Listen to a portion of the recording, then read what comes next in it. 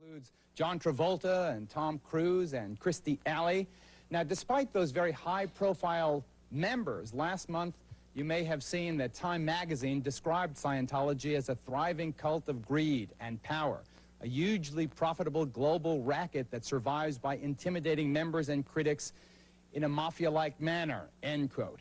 But for all its alleged excesses, and there are people right here in our studio to speak about their allegedly terrible experiences with Scientology, Scientology and its Citizens Commission on Human Rights are vigorously anti-drug.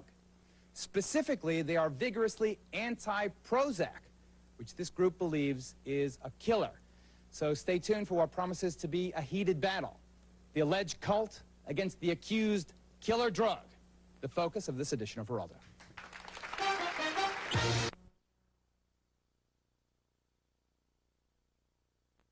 Eli Lilly, the manufacturer of this multi-million-dollar drug that's on the market now, will ask the members of the church why they got involved, but these victims of Prozac have nothing to do with the Church of Scientology. So first, let's deal with the alleged cult. Here in our studio, we have Reverend Heber Jentzsch. He is the president of the Church of Scientology worldwide. He is a man who is a very able spokesman for the controversial church. It's a church which claims millions of members worldwide. Steve Hassan has one word, though, for Scientology. He believes it is dangerous. He counsels ex-Scientologists and is the author of Combating Cult Mind Control. Reverend Jentzsch, first of all, you, I know, saw the article, the cover story in Time magazine, which branded your organization mafia-like and a cult, etc. Has that caused great pain and turmoil within your organization? No, I believe that people were incensed that something that vicious, Geraldo, which other religious groups and other religious leaders have called hatchet journalism, was so incredibly vicious in its assault on a religion that it lost its credibility. And then the members came to us and said, look, we want to respond to it. And they asked us to put together a response to Time magazine, which has consisted of full-page ads in USA Today, which delineate the actions of Time magazine. And very clearly, Time magazine made its one particular premise on the money on a $503 million assertion that one church had made that much in a year. The actual documents showed $4 million. We sent that back to Time magazine. Harry Johnston, chief counsel, wrote back and says, we are comfortable with the $499 million discrepancy. We knew then that the arrogancy was so high in Time magazine that something had to be said about it, and that's why we responded to it. All right, let me ask Steve Hassan, who's he's not an ex-member of Scientology. He is an ex-Mooney member of the Universal Church. He's written Combating Cult Mind Control. Do you, sir, allege that Scientology is a destructive cult? Absolutely, Geraldo. This group has harmed so many people over many, many years. Time magazine ought to be applauded for their coverage. It follows the Los Angeles Times, did a 6-part series in June of 1990. There is a book written called A Piece of Blue Sky, Scientology, Dianetics, and L. Ron Hubbard Exposed by John Atack, that Scientology tried to suppress for many years. The Supreme Court said this research has been done, it's proper, all the proof is there, and this book is out. And I can tell you on behalf of thousands of people who have been harmed by this group, who have given hundreds of thousands of dollars because of mind control, hypnosis, behavior modification techniques, implantations of phobias, not to talk about negative things about the organization. For the record, Reverend Jentzsch indicates I'd like to say something. displeasure and other things. Needless to say, these are Scientologists here, correct? Who are laughing. You can always tell? Yes. You know, when Time magazine does a cover story on an organization, you bet. How many Scientologists are here? I'm just curious. Wow, I had no idea. Let me just hold it. Let me just ask one. Stand, please. Introduce yourself. Marta White. And Marta, how long have you been a member? Since 1964. And what about the charge that the church bilks you of tens of thousands of dollars? Well, I don't feel very bilked. Do I look very bilked? I don't know. I haven't gone through your purse. When I was in the Moonies. No, and in addition, what they always leave out is anything you get from a Church of Scientology for which you exchange money, you can always have a refund on. That's not correct. Let me just respond. There are lots of people who are trying to get quickly, because we only want to spend a limited amount of time on Scientology, the controversy, so let's go. Yes, please. There's a deprogramming picture. That's what they do. That's this man's profession. He kidnaps people off the street. Now, here is an affidavit of people. That is a lie. Wait a minute. Here's a person who says you did, and I have affidavit after affidavit. This is from the state of Michigan, and it indicates you held this person. This gentleman left the Moonies 10 years ago. You held him against his will. You have written this out for your own purpose. No, it has notarized here. Wait, hold it. Wait, and here, hold it. And here, Steve, are 17,000. We'll get into this. This is Prozac. That's a different story.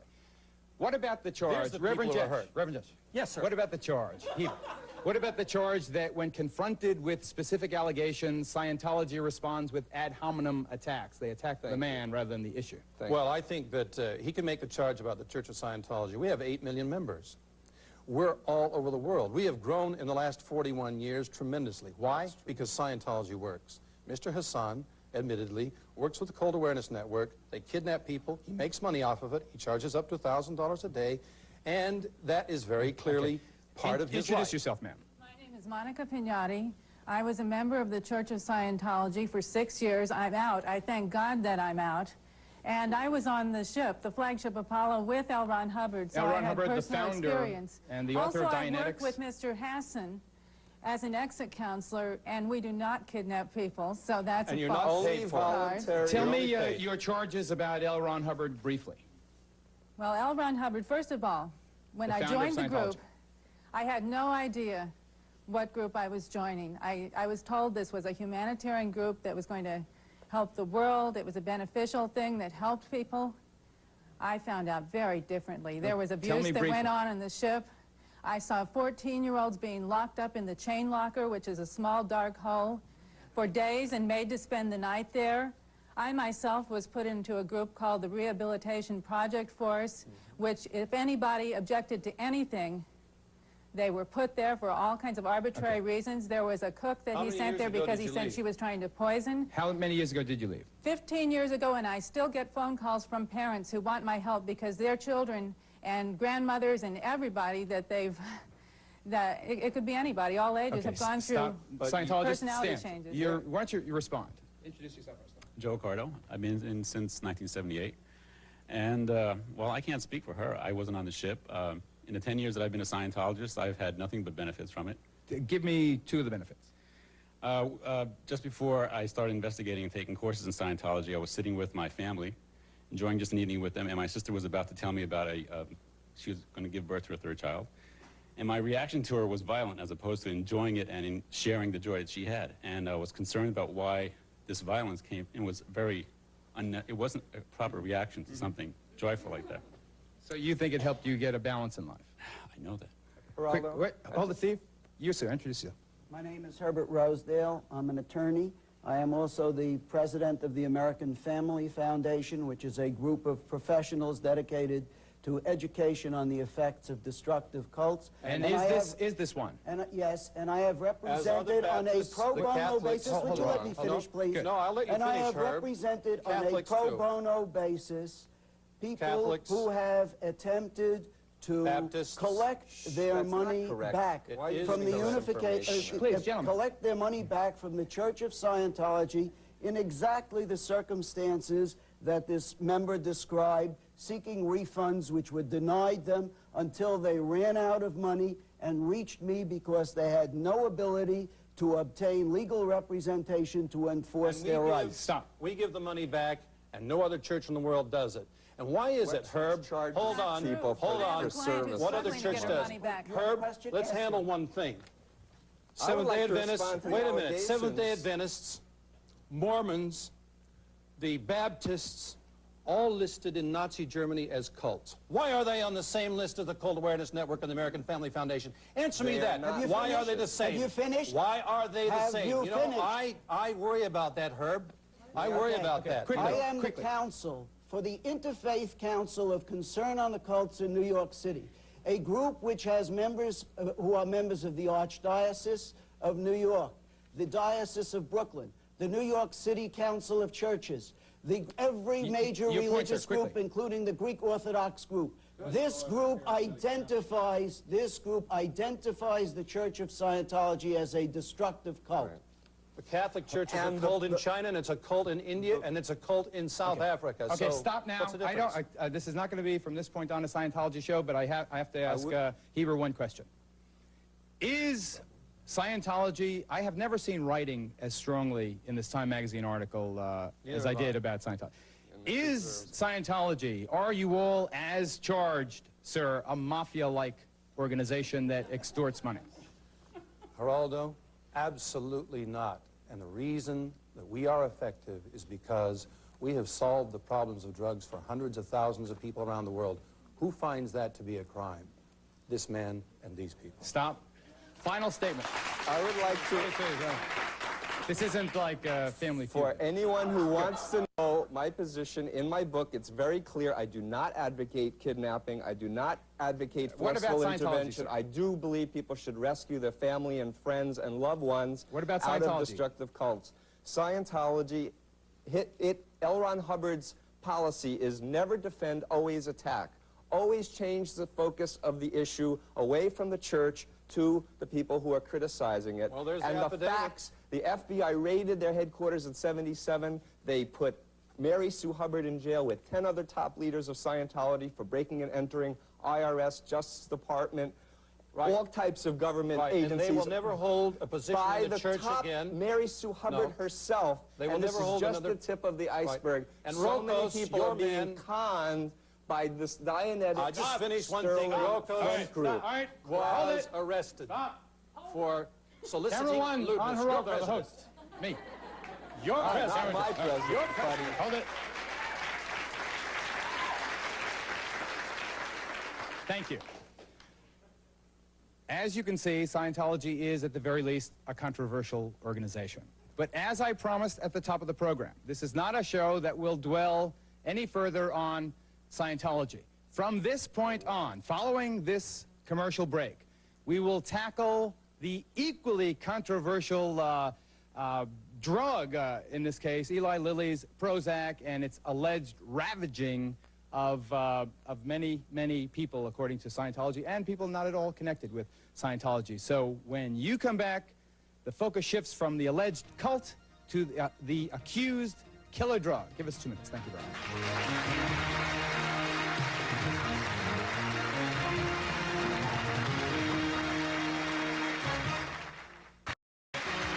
Sitting in our front row, some very special guests. These 4 young ladies are all young misses. Stand, young misses. You can, young Miss Ohio and Miss Michigan and another one from Michigan. And where's Miss Petite from? Wait, where are you from? All right, Michigan also, thank you. They have absolutely nothing to do with the program, but they stopped in and I said, hey, why not? Yes, sir. Yes, this is a typical tactic of cults in finding a legitimate cause, writing it, get legitimacy. This is why. Can I speak, sir? You're going to do this show on cults? Can I speak? We're here to talk about people who have died. This is why the Moonies bought the Washington Times. This is why the Moonies 2 children were murdered on April 5th. I'm not. Let me ask you a question. Get out of here with this stuff. It's got nothing to do with it. Relax. Let me ask you a question. Yes, sir. If the issue is legitimate, let me say something first. There are, by all accounts, millions of people out there currently taking, at least hundreds of thousands of people, currently taking Prozac on the advice of their physicians. I urge you, we urge you, not to change your pattern of care as dictated by your medical professional as a result of what you have already heard or will hear on this program. The point that is being made is that there are perhaps thousands, certainly hundreds of people, maybe thousands of people who are having adverse reactions. But there are many others who are not having adverse reactions. The FDA has approved this drug. We urge you not to stop taking the drug. Consult your physician. This is not intended to be an indictment that will result in your changing your pattern of care. Okay, now having made that point, great. Now let me come back to you. If the issue is legitimate, why don't they have a right to speak on it? They have an absolute right to speak on it, and they should speak on it. Thank you. Sit down. But don't be a bully, Dennis. Don't be a bully on my show, please. I'm the only bully around here. No, I mean it.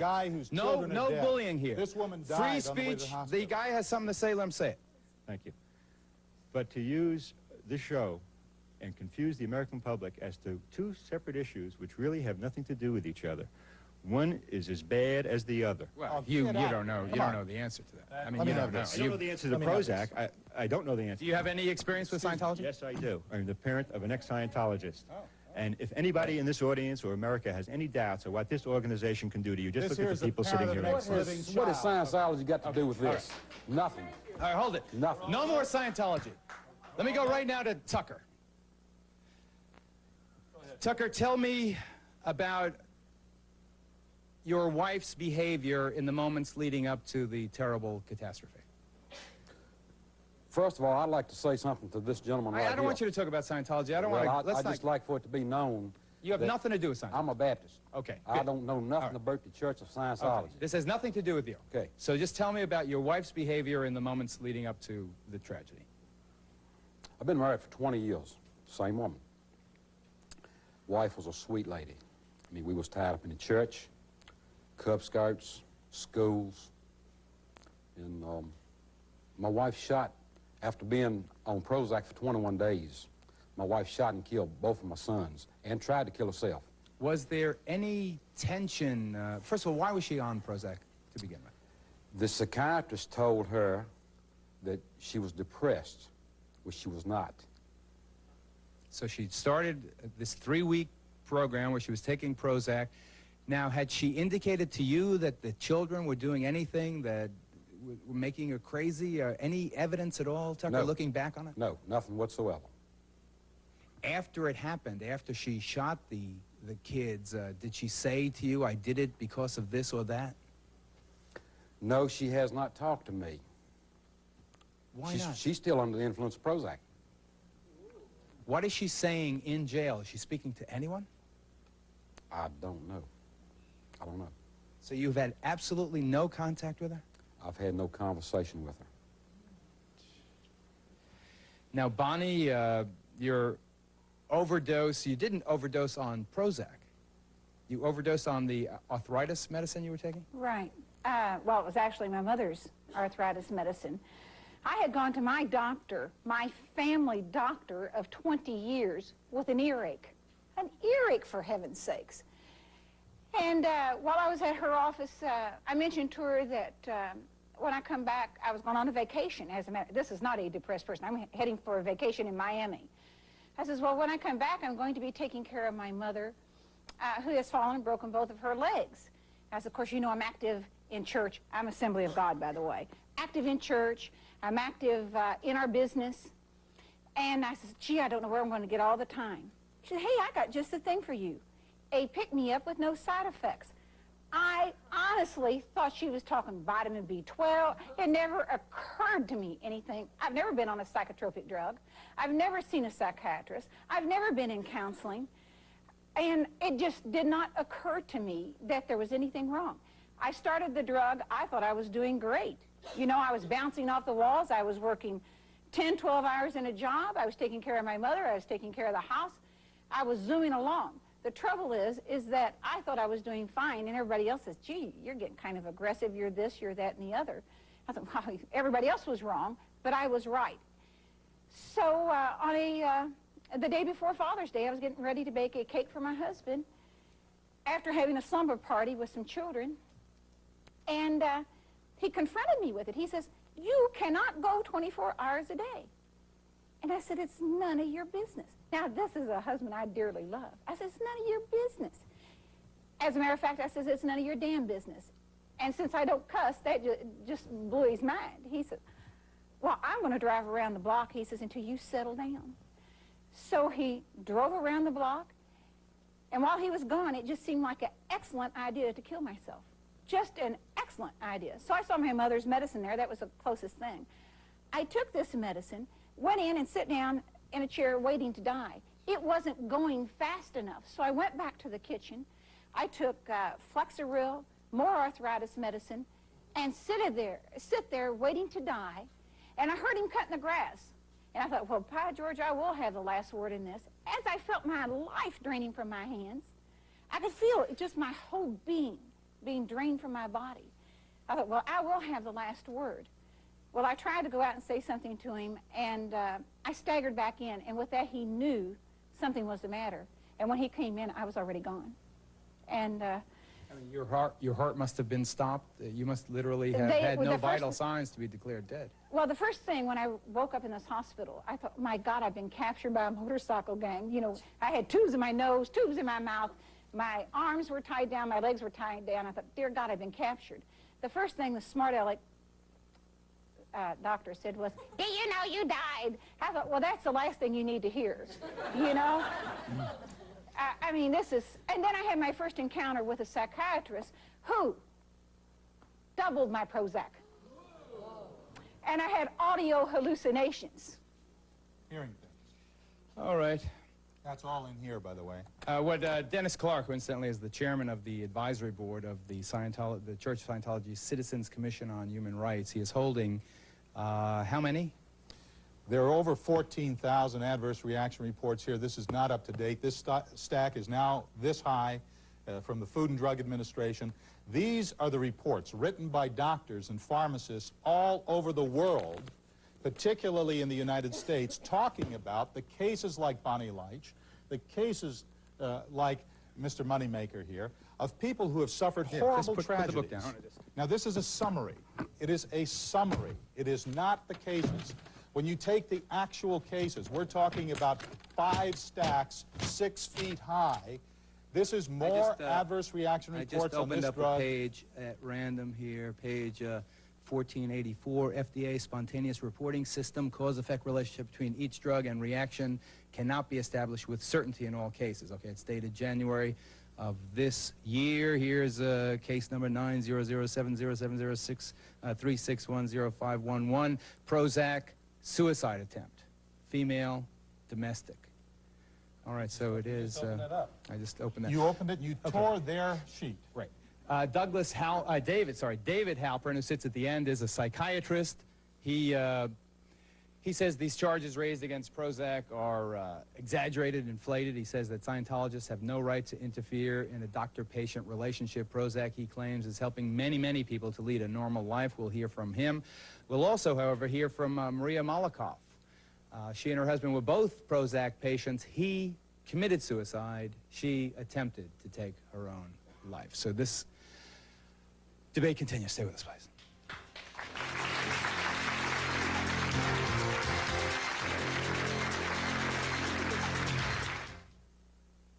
What gives? America, we want to hear your comments and show ideas. Give us a call at 1-900-SPEAK-UP. Let us know what you're thinking. We'll record your message to play in a future broadcast. We may even call you to be a guest on a show. So call 1-900-SPEAK-UP. Don't forget, the call costs $1. We'll be right back. Because Prozac is being killed. Thank you. Thanks. Any people here who have taken Prozac and had a positive reaction? Positive. Yes, Sam. Tell me about it. Hi. I was under some stress, and the doctor recommended I take some. And I thought earlier it was about 2 weeks, but I had 2 bottles of it, so it must have been longer than that. And it made me just really function for a while when I was depressed and had to get through the day, and just made me feel a little more relaxed. And I had no problems with it. I didn't even know any of this controversy about it at all. David Halpern, you would suggest, doctor, that this is the rule rather than the exception? This is exactly the response of my patients. Some people obviously have more of an antidepressant effect. Some people have less. But the response that the young lady mentioned from the audience is what I've seen in my patients and what my colleagues have seen in their patients. It's a very good drug. Right there, patients. Easy, Dennis, you're going to squash Bonnie's Those are the doctor's patients. My question to you, doctor. Thousands of people who had adverse reactions, doctor. We got it, Reverend. My question to you, what is the difference between Prozac as opposed to Valium, Librium, marijuana? If you're potentially depressed, no matter what you take, like alcohol is going to make you more depressed. If you're happy, if you smoke a joint, it's going to make you happy. What is the difference between this? Do you think it enhances maybe negative qualities in people who are very suicidal to begin with? Or is the problem perhaps over-prescription by doctors because the drug is so, widely available? I think it's a very strong drug. It is an antidepressant. It has no relationship to marijuana or any of the other drugs that you've described. It has a relationship I have to cocaine. seen that. It is a cocaine substitute in some areas because it's a central nervous system stimulant. Sir, a very powerful Sir, I have allowed you to talk. I wish you'd allow me to talk. Well, tell the truth about the drug. Oh, Dennis, come on, Dennis. I'm only speaking from my clinical experience. It is a fine drug. Like any drug which is powerful, it demands medical supervision. And I insist that my patients, when they're on Prozac, have appropriate medical supervision and follow-up to avoid any untoward response that might occur and can occur with any drug, even vitamin B12. There's Valium, 20 years, doctor. Look at this graph. 20 years, doctor, of Valium. Those are the negative reports. This is 3 years on Prozac, more than any drug in the history of the Food and Drug Administration. This drug kills. By 5 times. That if the drug is being used, it's because it helps people. It's been my experience that it helps people. Money is what it does. It helps put money in your pocket, and you're just like any other drug pusher. You don't give a darn about the people. Okay. Hold it. Hold it. Now, I'll be right there. Stay there. Now, I don't want to have to put on my role as disciplinarian here and send people into the corner with the dunce cap. We're talking life, Geraldo. Okay, I know, but you have to let a man finish his statement. We're talking 9-year-olds trying to kill their parents, all because of this drug, and all so they can make money. And we're sitting here saying, debating this nicely. We're talking about lives and people. Tucker's family, who's going to bring back his children? Who's going to bring back her husband? I'm going to need and he's going to some keep prescribing it to fill his, what, to buy your boat? Shh. Maria. Okay, you see? I don't want to hear from the Scientology peanut gallery either. So come on. I think you just heard. Come right here. You seem very, very distressed. Obviously, you have very good cause to be distressed. Is that a picture of you and your husband there on your pin? Only 30 days ago. 30 days. Here, take a shot of this, can you? Come in. I left 4 kids behind, too. Okay. Wait, let Larry take a shot of that. So, how long were you and your husband on this drug? I was for 3 months. My husband for 4. And go ahead, tell me. On our honeymoon, Valentine's Day, in Maui, Hawaii, I tried to take my life away in the bathroom. I don't know what happened. I found myself just doing this, and then screaming for help. It was supposed to be something fun, and this is where I ended up. I came back and I fought a psychiatrist that had given me the drug the same way, and he didn't believe me. He said I was sick. Now, in 36 years and 4 kids, I've never tried to do this. My husband's a 46 pharmacist. We never knew that this drug could cause this. Right now, I have people come into my pharmacy because I'm the first pharmacist to take it off. I will no longer sell it. And they are arguing. They're addicted to this drug. This is not a medicine that has gone through a clinical trial like you guys say. If you believe it, try it for 4 months and see what it will do to you.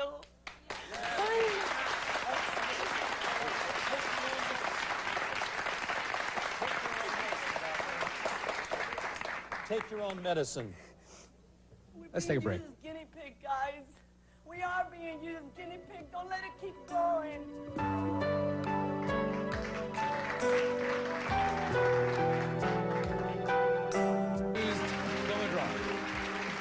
Controversial focus today.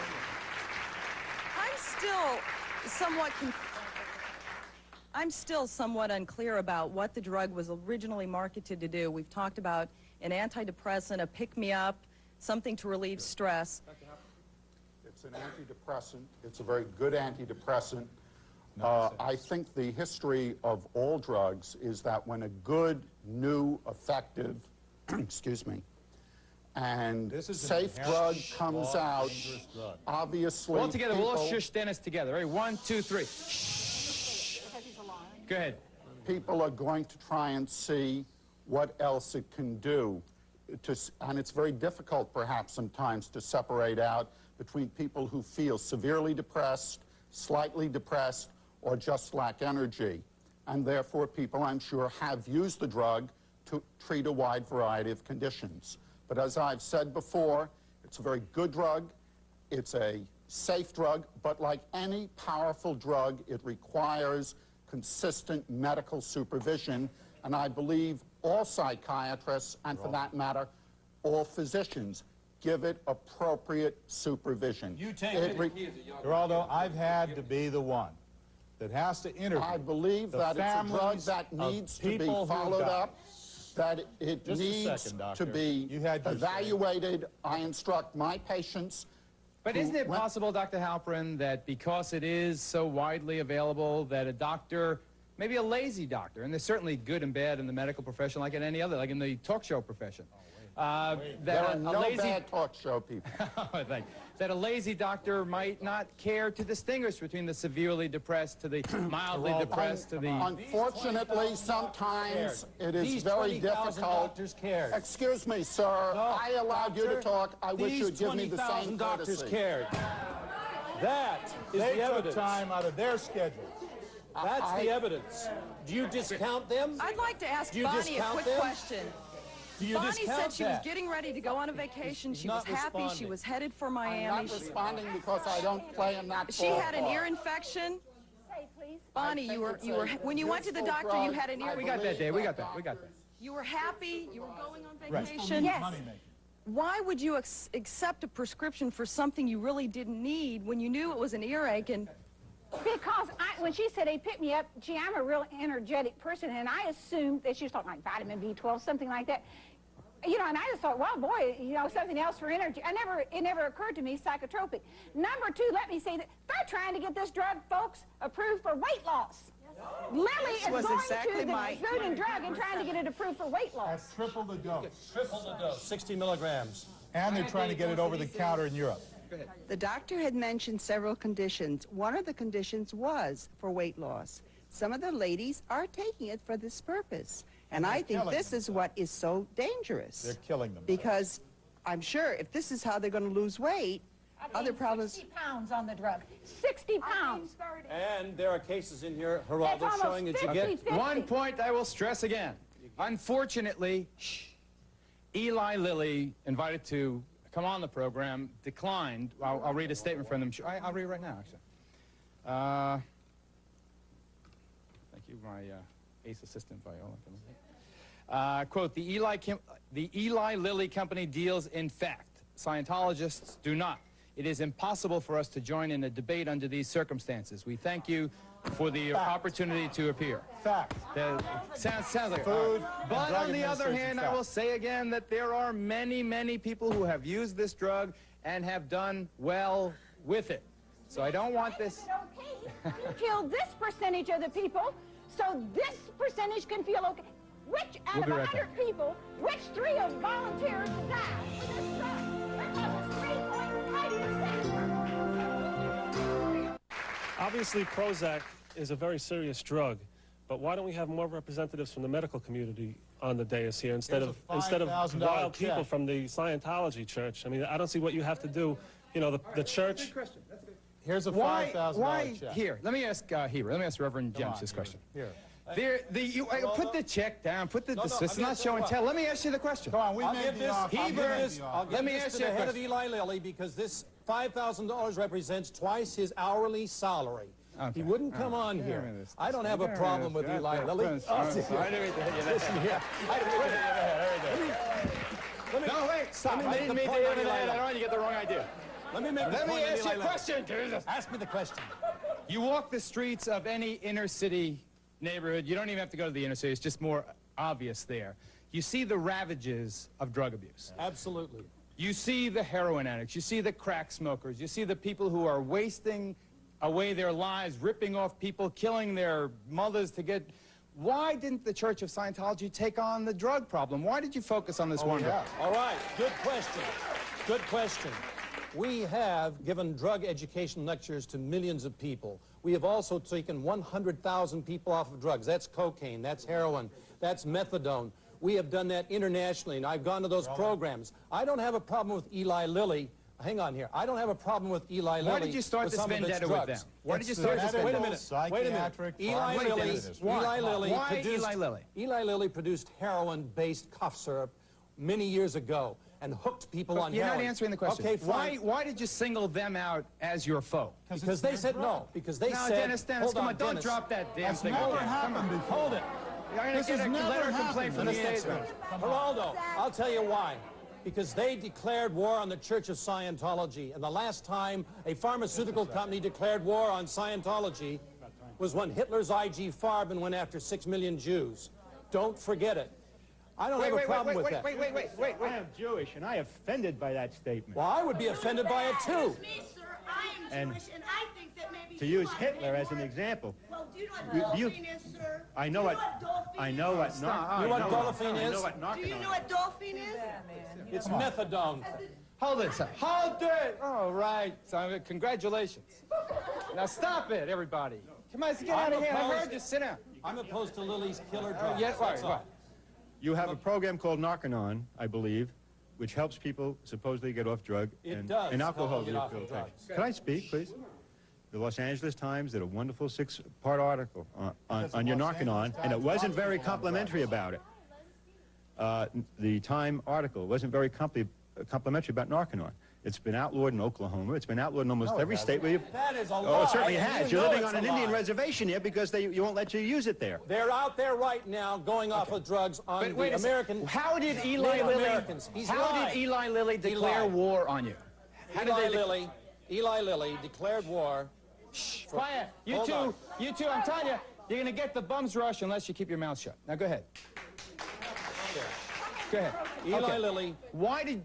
How did Eli Lilly declare war on Scientology?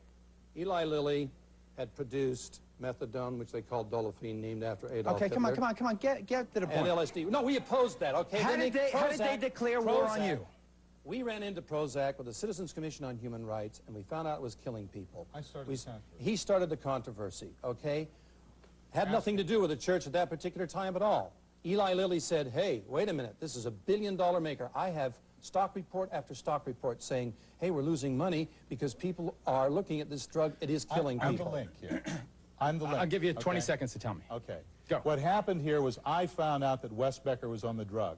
Wes Becker, the guy from Louisville, Kentucky? Massacre in Louisville, Kentucky, killed 8, wounded 12, and then blew his brains out in the Standard Reviewer Printing Company on September 13th, 1989. I then found out he had therapeutic levels of Prozac in his blood. I did a Freedom of Information Act request to the Food and Drug Administration and got one-third of this in a year and a half, and I found out that that was more than any drug. How'd you get those? Freedom of Information Act. Was that? Okay, now wait a second. That's not the end of it. That's not the end of it. This is why the prescriptions are dropping. The doctors who wrote this Do you have any information on why they and Eli Lilly are head-to-head on this? I think that he feels that Eli Lilly is conducting a war with them. I have no connection with Eli Lilly. Chemical war on this entire country. Now, you're next, Sharon, but I have to take a break, and then we'll hear your story.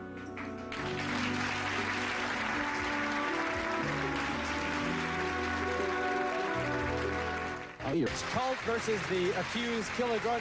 Sharon, can you briefly recount your story? What is it that we don't know, that we haven't heard? Well, the first thing I would like to say, since I haven't had much of an opportunity to say anything, is that, Geraldo, you did a show a year ago, April. If I had not seen that show, I mean, that show saved my life, and I wanted to make that clear. I had already been off Prozac by whatever, I don't even remember going off it exactly when I went off it. All I know is that I was convinced that I was the most horrible being on the face of this earth. I was God's biggest mistake. I was homicidal. I was suicidal. My behavior changed. I was hostile. I was aggressive. I had no judgment. I had no conception of right or wrong. I became physically ill. I had recurrent bouts of bronchitis. I had sinusitis. I had infections. I have a skin rash that is with me today. I believe every single body system and every single facet of one's personality is affected by this chemical. Okay, stop right there, Sharon. Is that possible? All drugs can have side effects. Sharon may have had side effects to the drug. I think it's very important for just that reason for anyone on a drug as strong as this to be under constant and continuing medical supervision. If a patient tells me, for example, that they have a rash, I take them off the drug immediately and refer them to someone who needs appropriate medical care. We're jammed up on time here. We have almost no time left.